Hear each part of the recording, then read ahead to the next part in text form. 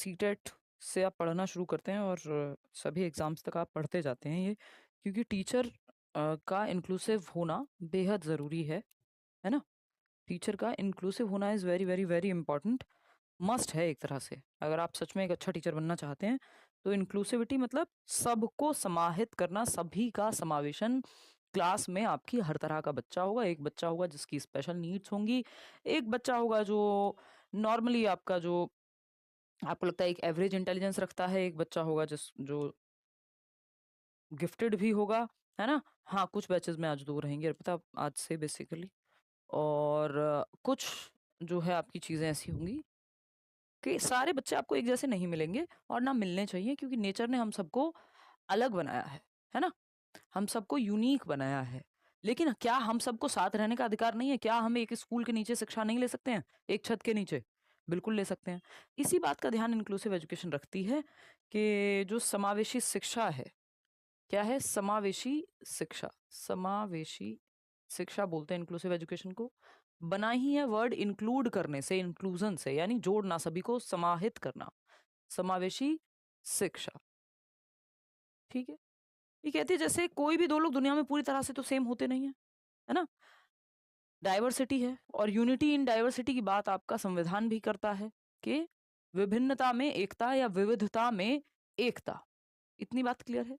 यानी एक बच्चा है जो हो सकता है पैदल स्कूल आता हो, एक बस से आता हो सकता है बच्चा जो चल नहीं पाता हो सकता है वो बैसाखी से स्कूल आता हो, एक बच्चे का रंग गोरा हो, दूसरे बच्चे का रंग काला हो, तीसरे बच्चे का रंग सफ़ेद वो सांवला हो, व्हाटएवर। एक बच्चा है जो कोई और भाषा बोलता है, एक बच्चा है जो व्हील चेयर पे भी आता है, एक बच्चा है जो देख नहीं सकता, एक बच्चा है जो चल नहीं सकता, एक बच्चा है जो किसी विशेष जाति, धर्म, समुदाय से आता है।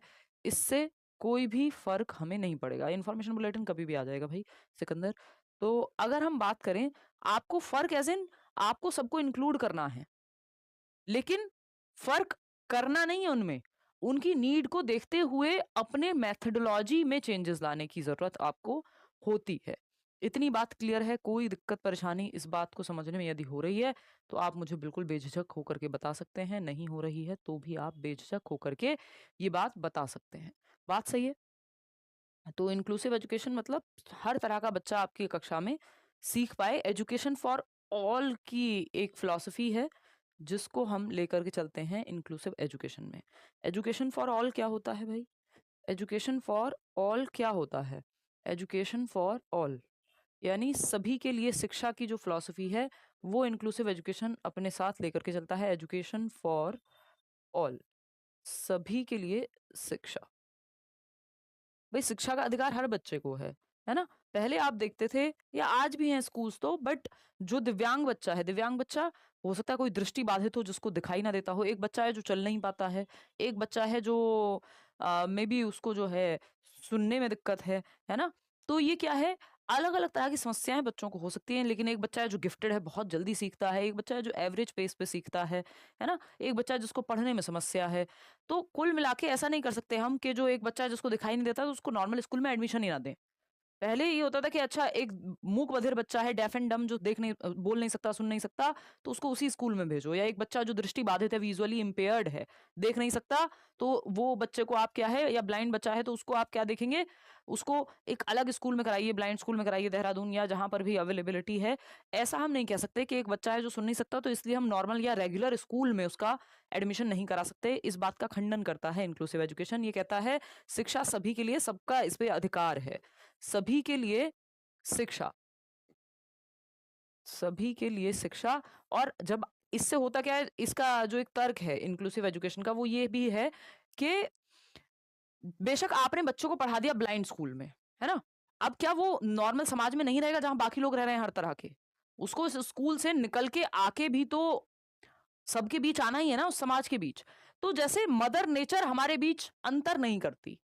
मदर नेचर मतलब जो प्रकृति है, जिसको हम माँ की तरह देखते हैं, जो नर्चरिंग है ना? प्रकृति आप देखते हैं, जरा सी बाढ़ आती है, कुछ होता है, जरा सी क्या बाढ़ तो प्रॉपर ही आती है, तो सब हिल जाता है। कहीं भूकंप आ गया, सब जो आपने जीवन भर जमा पूंजी फलाना ढिमका ये वो आपकी ईगो, आपका अहंकार सब बराबर हो जाता है ना? तो बेसिकली नेचर अगर उस एरिया में आप हैं तो फिर वो सबके लिए सेम ही है। नेचर भेदभाव नहीं करता। ऐसे ही जो अच्छी चीजें हैं जैसे हवा, पानी, सूर्य का प्रकाश, बारिश होती है तो सबके लिए होगी, चाहे आप अमीर हो, गरीब हो, चल सकते हो, नहीं चल सकते हो, दौड़ सकते हो, गिफ्टेड हो, बैकवर्ड चिल्ड्रन हो, आप बिल्कुल डेफ एंड डम हो, या फिर बिल्कुल वो इंटेलिजेंस का लेवल जो है आपका आईक्यू बहुत कम हो, तब भी रिटार्डेड क्यों ना हो, सबके लिए जो है, बारिश हो रही है तो सबके लिए हो रही है, हवा चल रही है तो सबके लिए चल रही है, गर्मी है तो सबके लिए है।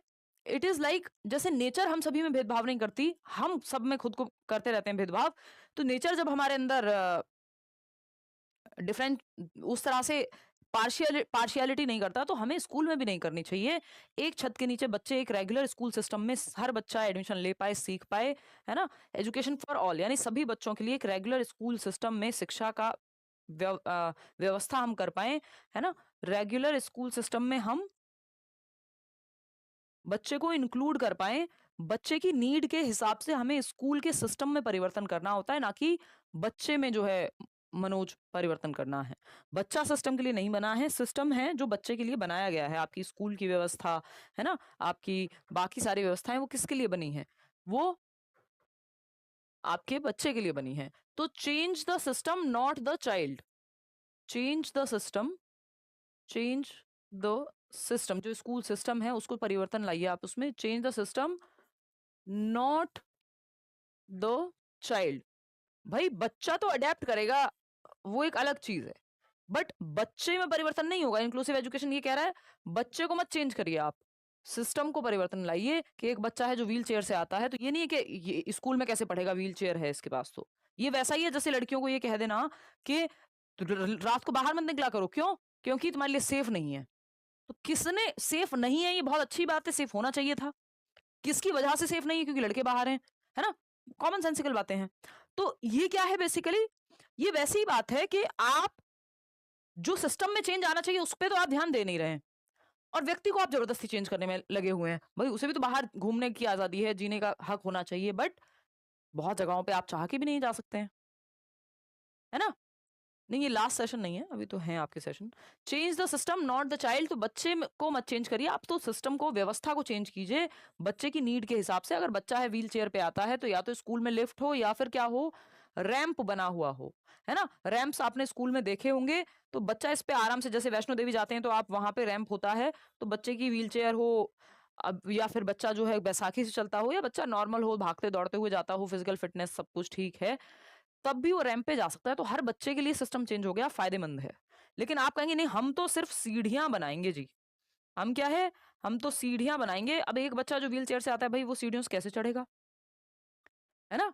आप मेट्रो ट्रेन में भी जाएंगे, मेट्रो में जाएंगे अगर आप, तो आपको एक सेक्शन बना हुआ मिलेगा जो डिफरेंटली एबल्ड लोगों के लिए है। हम विकलांग शब्द का भी इस्तेमाल नहीं करते, या हम डिसेबल्ड नहीं कहते उन बच्चों को जिनको कोई भी डिसेबिलिटी है, हम उनको डिफरेंटली एबल्ड कहते हैं। They are not disabled, they are differently abled.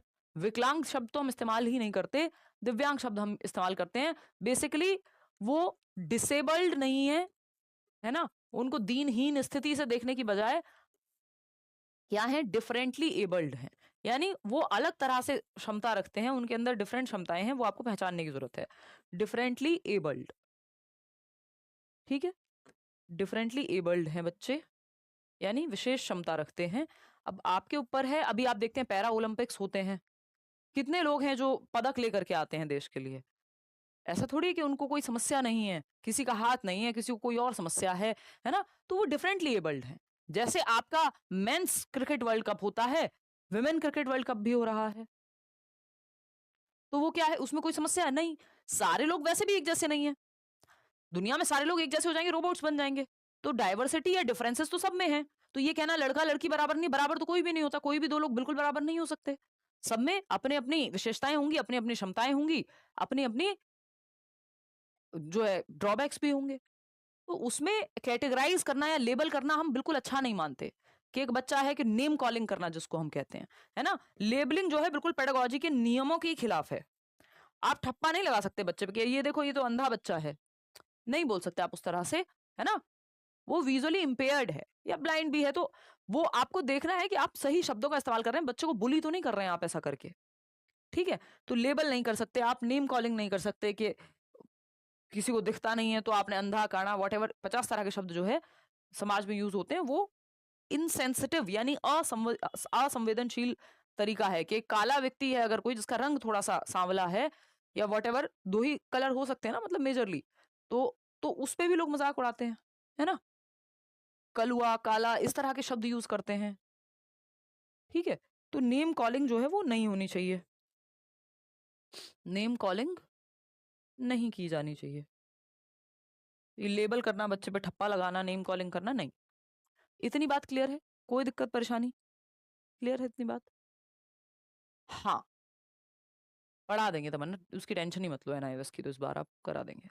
Hold हो गया आपको? हाँ यार, मैं कल सो नहीं पाई थी, गाँव गई थी कुछ, मेरी बड़ी इच्छा है कि वहाँ एक लाइब्रेरी ओपन की जाए, तो उस ज़मीन वमीन के चक्कर में तो मेरी नींद स्किप हो गई। फिर थोड़ा हो जाता है अगर आपकी, नहीं तो आज तो, आजकल मौसम भी है, दिल्ली में तो पोल्यूशन इतना है। I am from Telangana, outstanding CDP ma'am, thank you.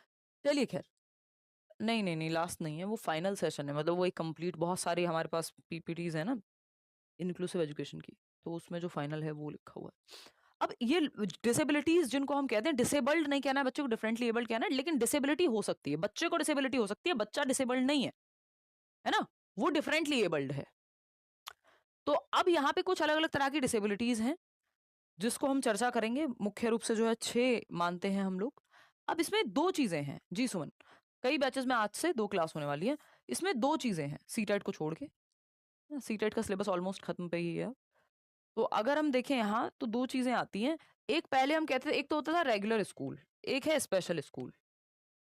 Normal school जिसको हम कह देते थे, और एक हम कह रहे हैं कि special school, normal special school, और दूसरा है आपका जिसको हम कह रहे हैं इंक्लूसिव स्कूल या रेगुलर क्लासरूम।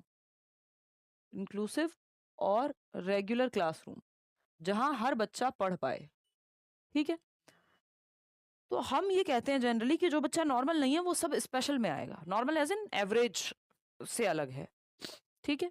तो स्पेशल की जब हम बात कर रहे हैं तो स्पेशल चिल्ड्रन के लिए कुछ स्कूल्स बनाए जाते हैं, या गिफ्टेड बच्चों के लिए भी कुछ क्लासरूम्स अलग से बना दिए जाते हैं, जिसको हम कहते हैं ये एक्सक्लूसिव एजुकेशन है।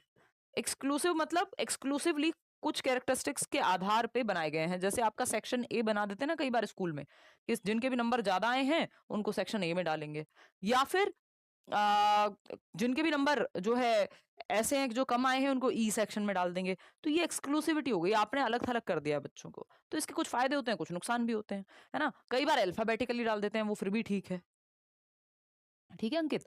तो एक्सक्लूसिव क्लासरूम में क्या होता है, एक्सक्लूसिव क्लासरूम में नॉर्मल बच्चे पे ध्यान नहीं दिया जाता, या वो नॉर्मल से हटके है एक तरह से। एक्सक्लूसिविटी, अब अगर आपने गिफ्टेडनेस के आधार पे डाला है कि जो गिफ्टेड बच्चे हैं फर्स्ट आते हैं उन्हीं का एक बैच बनाएंगे, या फिर अगर हम देखें कि कुछ बच्चे हैं जिनको दिखाई नहीं देता तो उनके लिए अलग से आपने एक क्लासरूम, या एक्सक्लूसिविटी ऐसे भी हो सकती है, कुछ बच्चे हैं जिनको डिफिकल्टी होती है तो उनको रेमेडियल क्लासेस दे दी जो मैथ्स में कमजोर हैं, ठीक है? तो एक्सक्लूसिव मतलब किसी एक कैरेक्टरिस्टिक या विशेषता या प्रॉब्लम के आधार पे आपने अलग से जो है शिक्षा देने की काम किया। आपको एक्सक्लूसिव से भी बेटर है कि आप इंक्लूसिव की तरफ जाएं। इंक्लूसिव में क्या है, ये जो एक्सक्लूसिव के फीचर्स हैं, जो फायदे हैं, कि एक बच्चा जो मैथ्स में बहुत अच्छा है तो उसको थोड़ी डिफिकल्ट शीट्स भी दो आप साथ में, उस पे एक्स्ट्रा ध्यान भी दो अगर उस सब्जेक्ट पे, ऐसा नहीं कि बाकियों पे ध्यान मत दो। इंक्लूसिव में सारे बच्चों की नीड्स को ध्यान में रखा जाता है, ठीक है ना? ये रेगुलर क्लासरूम में जब आप हर तरह के बच्चे को लेकर के चल रहे हैं, तो ये एक बात है, क्लियर है? कोई दिक्कत नहीं है? थैंक यू मेरा। तो ये बेसिक बेसिक सी बातें जिनका हमें ध्यान रखना ही होगा अगर हम चाह रहे हैं कि इस चीज को हम समझ सकें। इसमें 2-3 चीजें हैं, एक इंटीग्रेटेड एजुकेशन भी आई थी 1973 में, एक आईईडीपी करके जो है एक लॉ पास हुआ था जिसमें कहा गया integrated education for disabled children, है ना? आईईडीसी बोलते हैं 1973 में। तो इंटीग्रेटेड एजुकेशन क्या कहती है, इंटीग्रेशन में और इंक्लूजन में क्या फर्क है? इंटीग्रेटेड एजुकेशन ये स्कूल सिस्टम, और इंक्लूसिव एजुकेशन की जब हम बात करें तो ऑफ कोर्स इंक्लूसिव एजुकेशन इसमें बेहतर है। Inclusive education is better than, inclusive education is better than क्या, आपकी इंटीग्रेटेड एजुकेशन, ठीक है? इंटीग्रेटेड उतना बेहतर नहीं है, लेकिन इंटीग्रेटेड ने ये किया था कि एडमिशन दे दिया था सबको, कि एक डिसेबल्ड बच्चे को भी स्कूल में पढ़ाया जाए, उसको भी एक नॉर्मल रेगुलर स्कूल सिस्टम में रखा जाए। लेकिन इंक्लूसिव थोड़ा बेटर है, क्योंकि ये सिस्टम को एकोमोडेट करने को कहता है कि सिस्टम में चेंजेस लाओ आप, सिस्टम में समायोजन करो बच्चे के हिसाब से, है ना? तो इंक्लूसिव ज़्यादा बेहतर है इंटीग्रेटेड से। इंटीग्रेटेड इज़ लाइक आपने बहुत ज़्यादा चेंजेस नहीं किए। आपने एक बच्चा है जिसको चलने में दिक्कत है या व्हीलचेयर से या बैसाखी से स्कूल आता है, तो उसको एडमिशन तो दे दिया आपने नॉर्मल रेगुलर स्कूल में। लेकिन हो सकता है उसकी क्लास जो है आपने ग्राउंड फ्लोर पे नहीं रखी है, उतने चेंजेस आपने अपने सिस्टम में नहीं किए, जो कि गड़बड़ है। पढ़ेंगे उदय, क्यों चिंता में रहते हो? कल कोई क्लास नहीं हुई थी, मैं थी नहीं कल।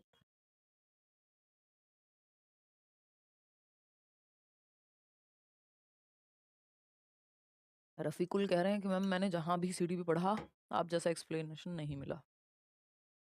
देखिए आप लोग होते हैं भारी संख्या में, इसीलिए शायद, है ना? और क्या हमारा वो है, आपको घर आके तो कोई नहीं कहता कि नहीं ज़बरदस्ती एनरोल करो। चलो, प्रांजल वो तो जब सिलेबस अगर खत्म हो जाएगा, मान लो जैसे सीटेट का बैच है, तो क्लास आपकी ओवर हो जाएगी, फिर आप यूट्यूब पे भी जॉइन कर सकते हैं। देखिए, तो इंटीग्रेटेड एजुकेशन में एडमिशन तो है, एकीकृत शिक्षा बोलते हैं इसको। एकीकृत शिक्षा, एकीकृत शिक्षा, और इंक्लूसिव जो है समावेशी शिक्षा कहलाती है। समावेशी जो है ज़्यादा बेहतर है, किससे? आपकी इंटीग्रेटेड से। इतनी बात क्लियर है? ठीक है? तो व्यवस्थागत इसमें परिवर्तन है या समायोजन की जब हम बात करते हैं, तो इंक्लूसिव एजुकेशन बेहतर निकल के आती है। अब इंक्लूसिव एजुकेशन में या डिसेबल्ड बच्चों की जब हम बात करेंगे या डिफरेंटली एबल्ड बच्चों की जब हम बात करेंगे, बच्चा डिसेबल्ड नहीं है, या डिसेबल्ड शायद इंग्लिश में हम इस्तेमाल भी कर लें कुछ हद तक, जो कि नहीं करना है आपको। डिफरेंटली एबल्ड करेंगे तो ज़्यादा अच्छे रहेगा, है ना? Disability is different. डिसेबिलिटी हो सकती है किसी को, बट वो व्यक्ति डिसेबल्ड है ये कहना गलत होगा। हाँ, ये 6 बजे चलेगी अब आपकी तारतिला। और चिल्ड्रन विद लोकोमोटर डिसेबिलिटीज, यानी अब कुछ डिसेबिलिटीज हैं जो हमें एक एक करके करनी होंगी। लोकोमोटर, देखिए जैसे ये शब्द आ जाए मोटर, तो आप डेवलपमेंट में भी पढ़ते हैं। मोटर डेवलपमेंट का मतलब क्या है? फिजिकल डेवलपमेंट के अंदर ये आता है, जिसमें आपका गत्यात्मक गति करना, चलना फिरना दौड़ना भागना, ये सब मोटर एक्टिविटीज हैं। तो लोकोमोटर डिसेबिलिटी में क्या होता है? बच्चे की जो चलने फिरने की, वॉक करने की या हड्डियों से संबंधित डिसेबिलिटी या दिव्यांगता बच्चे को हो जाती है। ठीक है? तो अगर हम देखें, inability to execute distinctive activities associated with movement of self and manipulation of objects resulting from a affliction of musculoskeletal and or nervous system। Nervous system या मस्कुलोस्केलेटन सिस्टम के चलते जो समस्या अगर किसी बच्चे को होती है, यानी तंत्रिका तंत्र की पीड़ा के परिणाम स्वरूप स्वयं की गति और वस्तुओं के कार्य साधन से जुड़ी विशिष्ट गतिविधियों को निष्पादित करने में असमर्थता, यानी जो गति और वस्तुओं के कार्य साधन मतलब कोई चीज बैलेंस करना हो गया, लिखने में भी दिक्कत हो सकती है, या हड्डियों से संबंधित जहां पे भी मसल्स और स्केलेटन, हड्डियों और मसल्स का जो कोऑर्डिनेशन है, उसमें दिक्कत यहाँ आती है। तो जब हड्डियों और मसल के कोऑर्डिनेशन में, समन्वयन में जो असमर्थता अगर बच्चा महसूस करेगा, तो क्या होगा? इम्बैलेंस हो जाएगा। मतलब वो एक्टिविटीज जिनमें दौड़ना भागना शरीर को बैलेंस करना शामिल है, उसमें उसको दिक्कत होगी। इवन चलने फिरने से संबंधित या बेसिक अगर बहुत ज्यादा दिक्कत है, तो हाथ के मूवमेंट, पैरों के मूवमेंट, हड्डियों के मूवमेंट में दिक्कत होगी। तो inability to execute distinctive activities associated with movement of self and manipulation of objects, खुद के मूवमेंट में, है ना? उम, चीज़ों के मैनिपुलेशन में, मैनिपुलेशन ऐज़ इन मान लो मुझे कोई धागा सुई में डालना था, या मुझे कोई चीज़ थी जिसको मान लीजिए इस फ़ोन पे अगर मैं कवर लगाऊँ, है ना?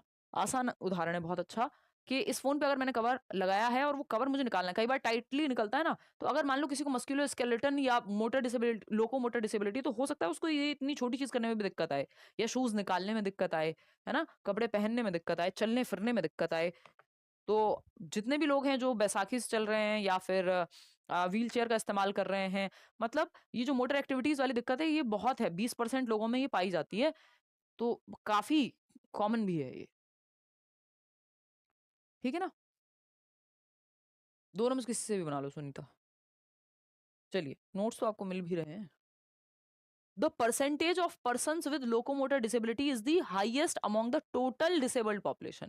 यानी जितनी भी टोटल डिसेबल्ड पॉपुलेशन है, यानी वो बच्चे जो डिफरेंटली एबल्ड हैं या कोई भी डिसेबिलिटी उनको है भारत में, तो उसमें से लगभग जो of India constituting a sizeable portion of 20.3%, 20.5% की पॉपुलेशन है उसमें से जिसको लोकोमोटर डिसेबिलिटी है। ठीक है, तो the percentage of persons with locomotor disability is the highest among the total disabled population of India, constituting a sizeable portion of 20.3% population of total individuals with disabilities. कितनी? 20%। यानी अगर 100 लोगों को कोई भी किसी भी प्रकार की डिसेबिलिटी है, बहुत बड़े पंकज, तो उसमें से ये मान लो 100 में से 20 लोगों को ये एक प्रकार लोकोमोटर, अब इसमें हड्डियों का किसी भी तरह की चलने में दिक्कत, कोई और दिक्कत हो सकती है, लिम्स जहाँ से मूवमेंट होता है आपके, ये 4 लिम्स होते हैं ना, तो 2 हाथ, 2 पैर, तो यहाँ पे कोई भी समस्या हो सकती है हड्डियों से संबंधित। तो 100 में से अगर 100 लोगों को डिसेबिलिटी है तो 20 लोगों को कोई ना कोई लोकोमोटर डिसेबिलिटी होगी, बाकी 80 में बाकी के 5 टाइप आ जाएंगे। तो लोकोमोटर जो है काफी कॉमन है उस तरह से अगर आप देखेंगे तो। कि गतिहीन दिव्यांगता वाले व्यक्तियों का प्रतिशत भारत की कुल दिव्यांग आबादी में सबसे अधिक है, जो दिव्यांग व्यक्तियों की कुल आबादी का 20.5% या 20.3%, 20.3% का एक बड़ा हिस्सा है। बात सही है या नहीं है? The person with locomotor disabilities face difficulties to use one or more of his her extremities. यानी जो बॉडी की एक्सट्रीमिटीज हैं, हाथ हैं, पैर हैं, इनके किसी एक में, 4 लिम्स हैं हमारे, किसी एक को मूव करने में दिक्कत होती है। One or more of his or her extremities, दिक्कत होती है, चाहे 2 हाथ ना काम करते हो, 1 हाथ काम ना करता हो, पैरों में कोई दिक्कत हो, कहीं पे भी किसी भी एक्सट्रीमिटीज पे काम किसी पे भी दिक्कत आ सकती है। तो the persons with locomotor disabilities face difficulties to use one or more of his or her extremities और may have lack of strength to walk, grasp or lift objects. यानी लैक ऑफ स्ट्रेंथ मतलब मजबूती की कमी महसूस करेगा ऐसा व्यक्ति, किसमें? वॉक करने में, ग्रैस्प करने में, चीजों को पकड़ने में कि छूट जाती है चीजें हाथ से, और लिफ्ट ऑब्जेक्ट्स, वजन उठाने में या ऑब्जेक्ट्स को भी उठाने में, इवन हो सकता है पेन को उठाने में भी दिक्कत हो। Assistive devices like wheel chair, तो ये लोग क्या इस्तेमाल करेंगे ऐसे व्यक्ति? व्हील चेयर का इस्तेमाल कर सकते हैं, क्रचेस का जिनको हम बैसाखियां कहते हैं, या फिर एक वॉकर का इस्तेमाल कर सकते हैं। कभी किसी को चोट लगी हो, हमारी एक फ्रेंड ने अभी, उनको पैर में जो है मसल रप्चर हो गया था, नहीं आई थिंक बड़ी कुछ दिक्कत थी, तो बहुत टाइम तक उन्होंने वॉकर यूज किया। मेरी मदर का जो है नी रिप्लेसमेंट 2-3 बार हुआ क्योंकि वो दिक्कत आ गई थी, सक्सेसफुल नहीं हुआ था। तो उसमें उन्होंने बहुत टाइम तक वॉकर यूज़ किया। वॉकर होता है ना, बूढ़े लोग वॉकर यूज़ करते हैं, कई बार चलने में दिक्कत होती है क्योंकि उनके लोकोमोटर प्रॉब्लम जो है बन जाती है उस समय पे। और a walker may be utilized to aid in their mobility. तो इन सब का हम इस्तेमाल करते हैं ताकि ये लोग मोबाइल रहें। मोबाइल एज़ इन मूवमेंट करते रहें, गतिविधि, एक जगह से दूसरी जगह जाना, उठना, सूसू-पॉटी करना, ये बेसिक काम कर पाएँ। ठीक है ना पंकज? इतनी बात क्लियर है? तो अगर हम बात करते हैं यहाँ पे, तो the persons with locomotor disabilities face difficulties to use one or more of his or her extremities. तो बॉडी के जो एक्सट्रीम पार्ट्स होते हैं जिनसे मूवमेंट होता है, उनमें दिक्कत आ सकती है, एक या उससे अधिक में भी हो सकता है। हाथों में दिक्कत हो, दोनों हाथों में दिक्कत हो, दोनों हाथ और पैर दोनों में दिक्कत हो, है ना? ज़्यादा तो कितना भी हो सकता है, बट जो बॉडी की एक्सट्रीमिटीज़ हैं, जो बिल्कुल बाहरी हिस्से हैं, उनमें से किसी एक में दिक्कत आ सकती है। तो इससे क्या होगा? चलने-फिरने, चीज़ों को उठाने, पकड़ने में दिक्कत आएगी, तो असिस्टिव डिवाइसेज़ का इस्तेमाल होगा। हिंदी में कहें तो गतिहीनता वाले व्यक्तियों को अपने एक या अधिक अंगों का उपयोग करने में कठिनाई का सामना करना पड़ता है, या उनमें चलने, पकड़ने या वस्तुओं को उठाने की शक्ति की कमी हो सकती है। उनकी गतिशीलता में सहायता के लिए व्हीलचेयर, बैसाखी, वॉकर जैसे सहायक उपकरणों का, असिस्टिव डिवाइसेज़, टर्म याद रखिएगा, क्या कहते हैं इनको? ये असिस्ट करते हैं क्योंकि ये डिवाइसेस मदद करते हैं।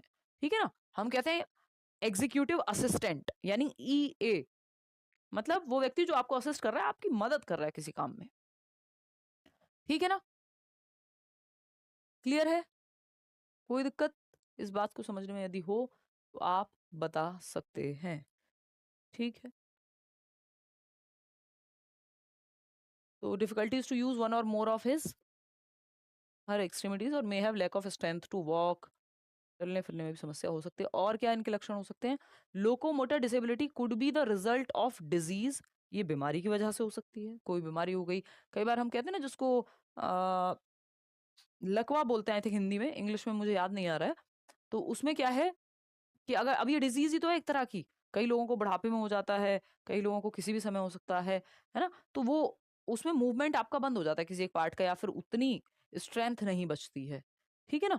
तो locomotor disability could be the result of disease, किसी बीमारी की वजह से हो सकता है। कई लोगों को डेंगू के बाद दिक्कत रहती है, हालांकि वो डिसेबिलिटी ही बन जाए वो कहना गलत बात होगा, बट कई लोगों को कई डिजीज के बाद, बीमारी के बाद दिक्कत हो सकती है लोकोमोटर मूवमेंट में। Injury of mall formation of bones, कोई ऐसी इंजरी हो गई जिसमें बोन्स का, आपकी हड्डियों का क्या है, या जॉइंट्स का कोई इंजरी हुई है। अब किसी की स्पाइनल इंजरी है ना? रीढ़ की हड्डी का कोई ऑपरेशन है, घुटनों का कोई ऑपरेशन है, व्हाटएवर कुछ भी हो सकता है। Paralysis, exactly, paralysis is the right word. तो पोलियो तो फिर वो अलग ही है। पोलियो में भी होता है ऑफ कोर्स, लोकोमोटर प्रॉब्लम्स तो हैं ही पोलियो में भी, लेकिन वो ऐसा नहीं है कि बाद में हो रही हो, है ना? तो वो तो हम इरेडिकेटेड ही मान रहे हैं अब देश से, पहले 2 बूंद जिंदगी की मिलती थी, ठीक? तो locomotor disability could be the result of disease, injury of malformation of bones, joints, muscles, nerves, spinal cord and brain. आपका दिमाग, आपकी स्पाइनल कॉर्ड, इन सब का जो कोऑर्डिनेशन है, इन सब, या तो इंजरी हुई हो आपको रिजल्ट ऑफ डिजीज, कोई बीमारी हुई हो, इंजरी हो गई हो, ठीक से इंजरी, या मालफॉर्मेशन हो गया हो, injury of malformation of bones, joints, muscles, है ना जानवी, नर्व्स, कितना कुछ है आपकी बॉडी में, स्पाइनल कॉर्ड एंड ब्रेन। तो एक भी सिस्टम इधर से उधर होगा, और हमें इतनी बेचैनी है, दुनिया जिस दौड़ में भागती है कि हाई पैसा, हाई फलाना, हाई ढिमका, जो कि कोई बुरी चीज नहीं है, आपका जो मन करे आप जीवन में करिए, अपनी तरफ से बेस्ट करिए। बट जो हमें बचपन से सिखाया गया है, अगर हम देखेंगे हमारे कल्चर में, आपके घर में भी कभी ये बात हुई होगी, नैतिक शिक्षा में आपने कहीं पढ़ा हो तो, है ना, कि एक बेसिक बात है कि आप दुनिया के हजारों करोड़ भी ट्रेड नहीं करेंगे अपने शरीर की एक भी चीज देने के लिए, है ना? वो एक अलग बात है कि मजाकों में इस तरह की चीज आती है कि किसी ने एक किडनी बेच के आईफोन ले लिया, वो सब फालतू बातें, बट एक्चुअल में अगर आपसे कोई आज पूछ ले, है ना, मेरे भाई की थोड़ी तबीयत खराब थी तो मैं ऐसे ही उसको पूछ रही थी किसी बात पे, कुछ हम कहीं खड़े थे, मैंने, भाई देगा 1000 करोड़ मिलेंगे, पैर देना एक, हम ऐसे ही बंगला साहिब गए हुए थे, वहां कुछ बात कर रहे थे, उसने कहा नहीं, है ना? भाई सक्सेस का, बाकी चीजों का उस उम्र में होता है, टीनेजर्स को बहुत ज्यादा चीजों का रहता है। तो आपसे भी कोई कहे एक आंख दे दो यार, एक काम करो, 2000 करोड़ रुपए देंगे, तो कोई मजाक में कह दे एक बात अलग है, या आप चलते फिरते कह दे, या कोई बिल्कुल ही तड़प रहा हो भूख से उस समय कह दे, कहना अलग चीज है। बट यू नो कि आप कितने प्रेशियस हैं, जैसा भी जीवन, जैसा भी शरीर आपको मिला है, उसमें आप खुश हैं।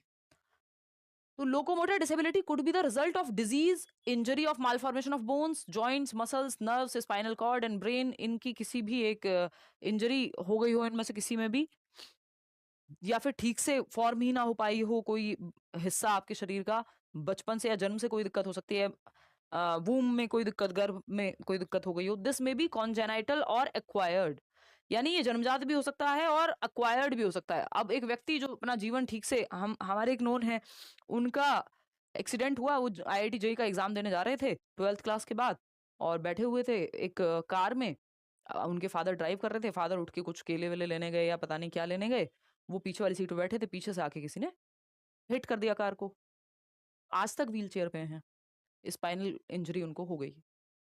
सब कुछ जो भी किया जा सकता था, कराया जा सकता था, सब सारी कोशिशें हुई, आज तक चल रही हैं, सेंसेशन ही नहीं थी यहाँ, गर्दन से नीचे सेंसेशन ही नहीं थी। तो पूरा जीवन आपका 1 मिनट में ऐसे बदल जाता है, और जब आपके पास जो होता है उसका वैल्यू नहीं होती हमको, कई बार करनी चाहिए।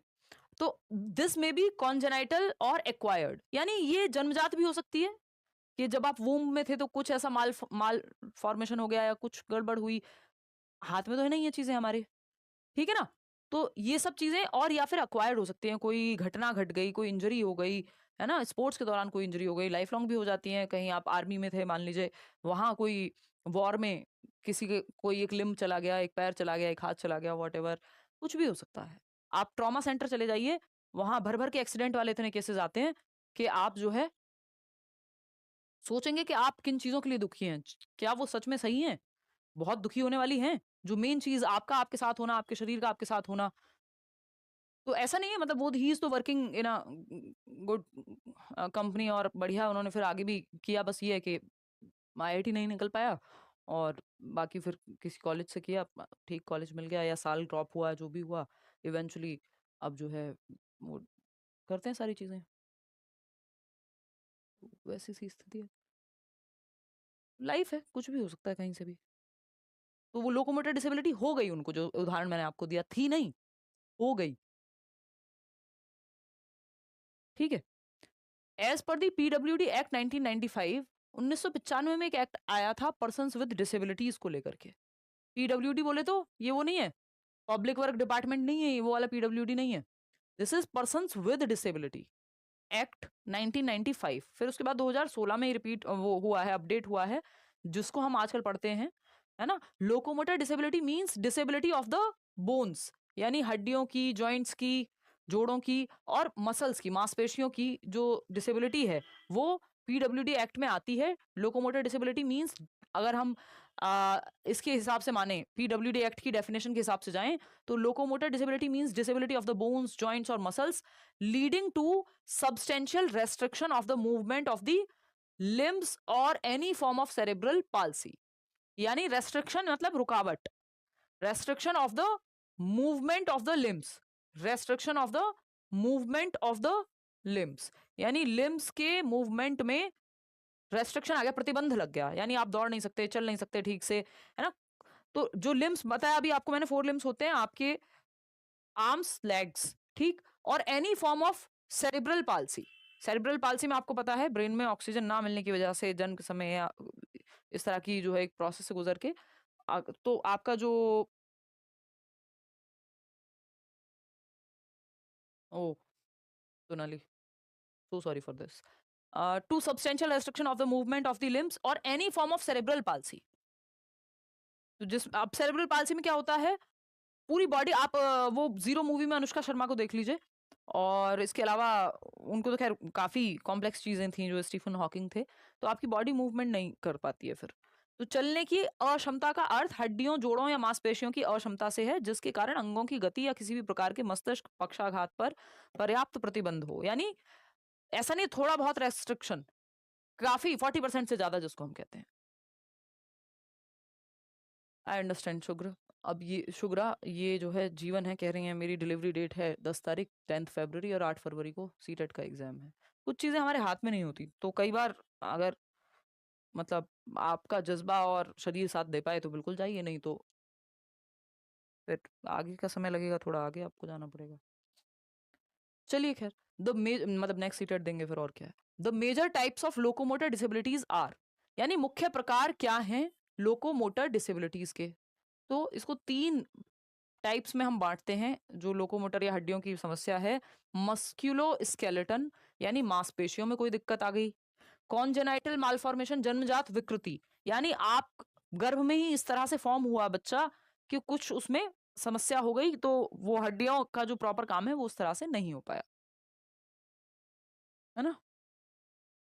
हाँ, ज्योति बता रही है समस्या। एक्सीडेंट्स, दुर्घटना एक बहुत मेजर चंक है इसमें, कि जो दुर्घटनाएं हैं, एक्सीडेंट्स हैं, किसी का पैर कट गया, बाइक से एक्सीडेंट हो गया, किसी को कुछ हो गया, तो ये आपका दुर्घटनाएं। 3 चीजें हैं इसमें, मस्कुलोस्केलेटन, कॉन्जेनाइटल और एक्सीडेंट्स। मांसपेशियों से संबंधित कोई दिक्कत है, जन्मजात ही विकृति हो गई, या फिर दुर्घटनाएं कोई घट गई आपके जीवन में, तो वो इसका पार्ट हो जाएगा। अब इसका मतलब ये नहीं है इन बच्चों को आपको बहुत ही दीनहीन स्थिति में पाना है या उनको दयनीय मानना है कि इनसे बेचारों बेचारे हैं, ये हैं वो हैं। बच्चे से आपको अच्छी एक्सपेक्टेशन रखनी होती है, उसकी क्षमता के अनुसार आपको बेहतर उसके लिए सोचना है ना। एक एम्पैथी रखिए ऑफ कोर्स, बट कोई ऐसा नहीं कि आप लाचार स्थिति में मान रहे हैं बच्चे को। बच्चे को आपको बढ़ावा देना है, उसके मोरल को बूस्ट करके रखना है।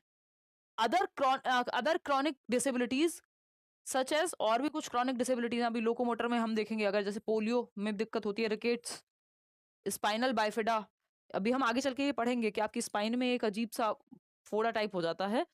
और congenital deformities of हिप्स and limbs, अगर ठीक से फॉर्म नहीं हुए हैं आपके हिप्स और लिम्स जो हैं आपके हाथ पैर। डिफॉर्मिटीज ऑफ स्पाइन, किसी की रीढ़ की हड्डी ठीक से फॉर्म नहीं हो पाई। मस्कुलर डिस्ट्रोफी में मसल्स आपकी इतनी क्षयन हो जाता है उनका कि मसल्स में कोई जान रहती नहीं है। एम्प्यूटेशन, कोई हाथ कट गया, पैर कट गया, वो चीजें इसमें गांव में आप बहुत बार सुनेंगे इस तरह के केसेस होते हैं। ये सब हम एक एक करके करेंगे, ये मत सोचना कि मैंने बताया क्यों नहीं आगे, है ना। क्या समस्या आ रही ज्योति? हो भी सकता है यार चेंज, नहीं भी, दोनों ही बातें मोहम्मद। तो अगर हम देखेंगे तो यहाँ पे मैं पता नहीं क्या बोल रही थी, बात ही भूल गई। एनीवे ये ऑफलाइन में आप लोग बता देते अगर मैं भूल जाती तो। वेरी गुड सुग्रा, तैयारी तो बिल्कुल करो आप। तो यहाँ पे मस्कुलर डिस्ट्रोफी में ये होता है कि आपकी एक तो है नॉर्मल मसल, जैसे मेरी और आपकी, ज्यादातर लोगों की मैं मान के चल रही हूँ कि आपकी नॉर्मल मसल होगी। डिस्ट्रोफी अगर है मतलब ठीक से फॉर्म नहीं हुई है तो वो पतली मसल हो जाती है, मतलब जितनी हेल्दी मसल होनी चाहिए वो है नहीं उतनी, तो फिर आपको चीजें उठाने में, करने में, चलने में, इन सब में दिक्कत आएगी। स्पाइनल बायफिडा ओपन डिफेक्ट है, जो आपकी स्पाइन में एक इस तरह का बम्प टाइप है जो ओपन है, और इसकी वजह से व्यक्ति को दिक्कत होगी मूवमेंट में और हर चीज में। ठीक, ये एक एक करके हम और चलने वाले हैं आगे। अब इंटरवेंशन क्या है, मतलब कैसे इसका हम इलाज क्या कर सकते हैं, या इलाज तो संभव ही नहीं होता बहुत चीजों में, बट किस तरह से मैनेज भी कर सकते हैं उस पर चर्चा करेंगे। हाँ देख सकते हो प्राची, रिकॉर्डेड सारी वीडियोस बाद में रिकॉर्डेड देख सकते हो, लाइव जो है।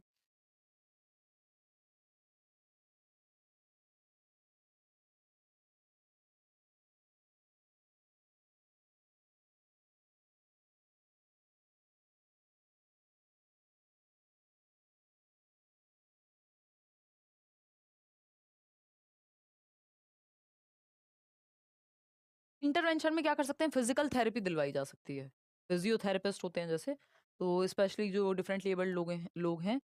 हाँ, मैं गाँव की बात कर रही थी ना डिसेबिलिटी में। तो गाँव में जो है ये बहुत कॉमन है, बहुत बढ़िया अभिषेक, थैंक यू जानवी।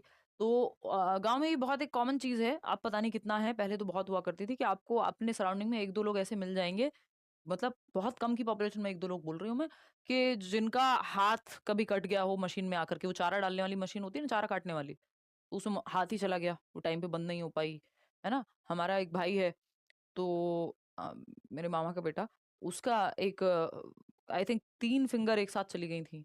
उससे पहली जनरेशन में हम एक तो मतलब गाँव में बहुत कॉमन है ये चीज़, कि कॉमन एज़ इन बहुत कॉमन एज़ इन दिख जाएगा आपको, कि ऐसी कोई घटना घटी हो किसी के साथ कि एक हाथ चला गया, एक एक रिश्तेदार थे हमारे, उनका पूरा हाथ ही गायब था। तो कोई ट्रैक्टर से कुछ हो गया, तो 50 चीज़ें हैं। तो फिजिकल थेरेपी में क्या है, फिजियोथेरेपी दिला सकते हैं अगर आप मसल्स की कोई दिक्कत है ना? ये कुछ ऐसी दिक्कतें हैं जिनमें आप फिजियोथेरेपी दिला के थोड़ा रिलीफ मिलता है व्यक्ति को, ठीक है ना? फिर चलते हैं, हाँ ऑफ कोर्स लाइव चल रहा है भाई, शाहबाज।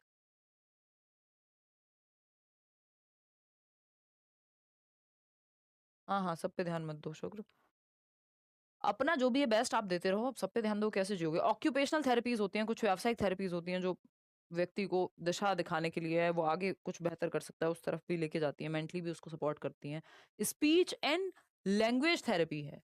जैसे एक व्यक्ति है जिसको स्टैटरिंग, स्टैमरिंग या इस तरह की समस्याएँ हैं, तो वो स्पीच और भाषा की थेरेपी भी बहुत सारे केसेज़ में दी जा सकती हैं। अलग-अलग डिसेबिलिटीज़ में ये 3 तरह की थेरेपी से काम चल जाता है। किसी में फिजिकल थेरेपी यानी फिजियोथेरेपी जिसको हम कहते हैं, किसी में ऑक्यूपेशनल थेरेपी दिलानी होती है कि अपना जीवन यापन कर पाए व्यक्ति, और तीसरा टाइप है इसमें आपका भाषा और स्पीच, जैसे कोई बच्चा है जो हकलाता है, हकलाना तुतलाना, स्टैटरिंग, स्टैमरिंग या लैंग्वेज से संबंधित दिक्कत है, तो उस केस में लैंग्वेज थेरेपी या स्पीच थेरेपी लैब्स होती हैं प्रॉपर, वहाँ पे ये किया जा सकता है।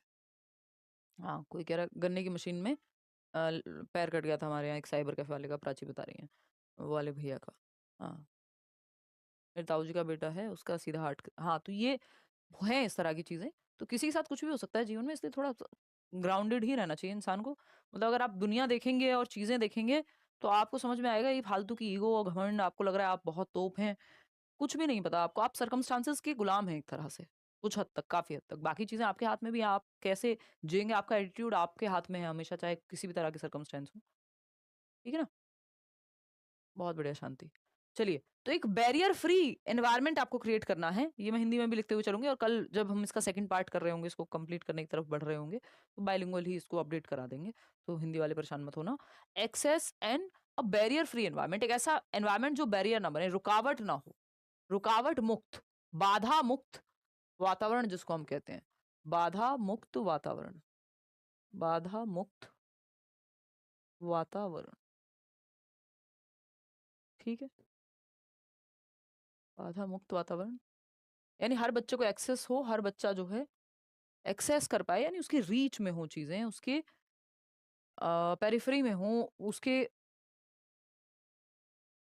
एक्सेस को हिंदी में एग्ज़ैक्टली क्या कहेंगे?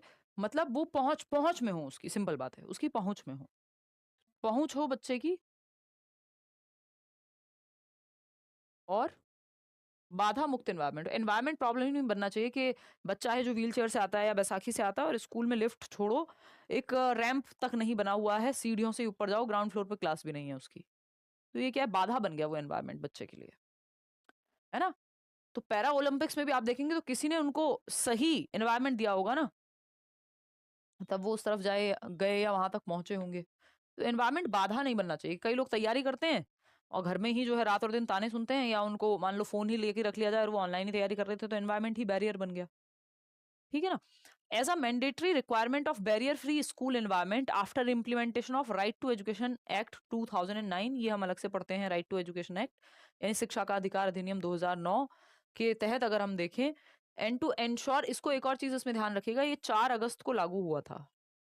4 अगस्त को ये एनेक्ट हुआ था और लागू हुआ था 1 अप्रैल 2010 को। 4 अगस्त 2009 को ये एनेक्ट हुआ था, यानी एक्ट बना।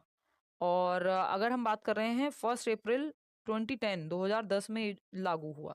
ये डीट प्लस बी में पूछा हुआ सवाल है, कहीं भी पूछा जा सकता है, कोई बहुत बड़ी बात नहीं है। सीटेट में पूछा हुआ है 1 अप्रैल 2010, मतलब लागू कब हुआ, तो 1 अप्रैल 2010। और विद इन द लिमिट्स या within the access of the child, है ना, पहुंच में हो। 4 अगस्त 2009 जो है आपका एनेक्ट हुआ, यानी एक्ट बना, आरटीई 2009, और लागू हुआ 1 अप्रैल 2010 से। तो ये पूछ लेता है, and to ensure such barrier free environment for children with locomotor disability, especially for children who use a wheelchair, who use a rollator, tricycle, a walker, crutches और walking sticks, कोई स्टिक का इस्तेमाल कर रहा है व्यक्ति, तो एक बैरियर फ्री एनवायरनमेंट स्पेशली उन लोगों के लिए जिनको फिजिकल डिसेबिलिटी है, उनको तो बहुत ही ध्यान में रखा जाना चाहिए। बाकी जो है किसी भी तरह की समस्या है तो एनवायरनमेंट बैरियर ना बने। कुल मिलाकर के बात ये है, अब आप पेपर देने गए हैं और वहां जो है डीजे बज रहा है, तो वो बैरियर ही है एक तरह का। बट अगर इंक्लूसिव क्लासरूम के कॉन्टेक्स्ट में देखोगे, तो वो जगह जो बच्चे की रीच में हो, बच्चा पहुंच पाए क्लासरूम तक या आसपास के एनवायरनमेंट में पहुंच पाए। हाँ, पूर्वी।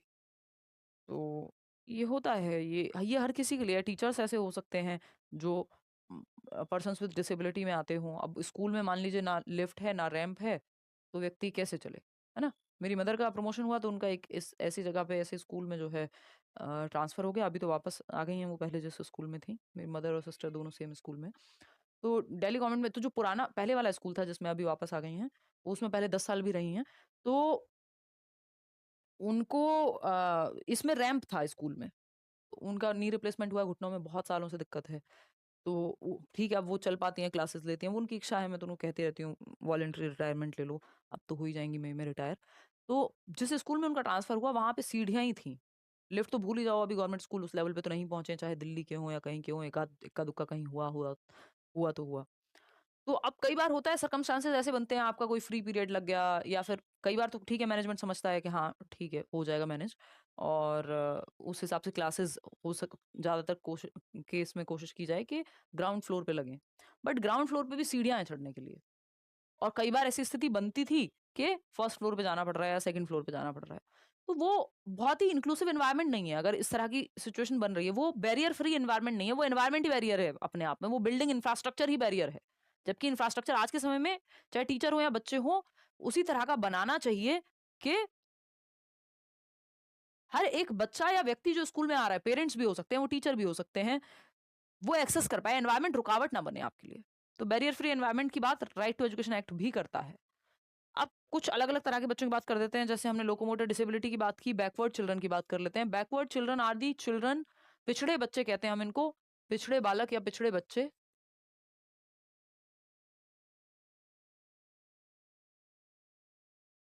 अब पिछड़े का क्या मतलब है उसको अभी हम समझेंगे, ये कोई जाति के आधार पे बात नहीं हो रही है यहाँ। ये हम कल करेंगे इसके आगे की बात, और जो बाकी डिसेबिलिटी की कैटेगरी है वो हम कल करेंगे, ये ज़रूरी है ना?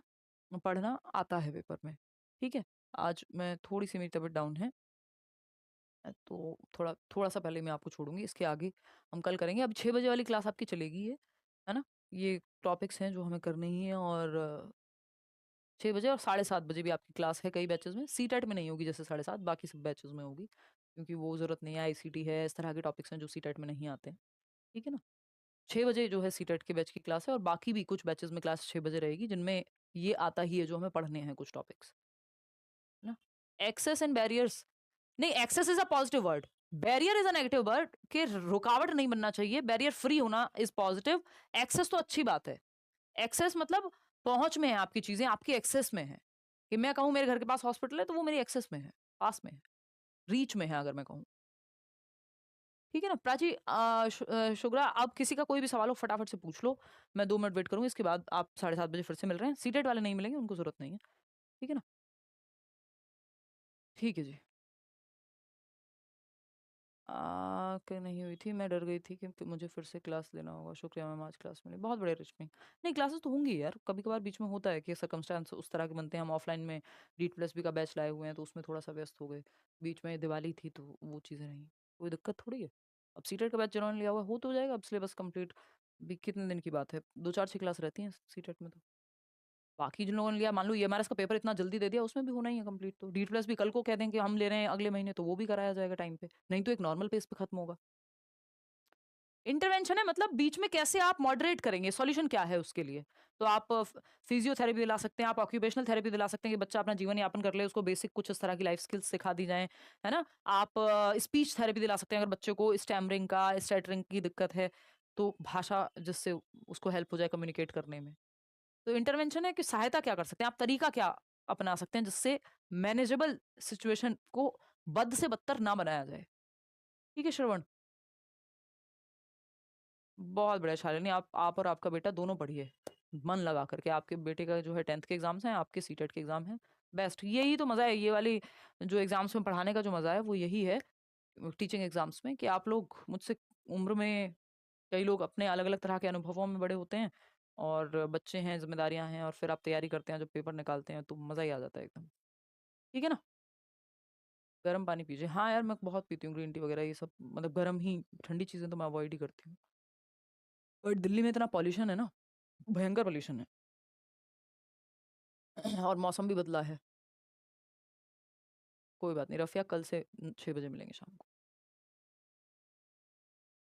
देखते हैं कुछ आग्रह क्या कर सकते हैं चलिए टेक केयर बाय बाय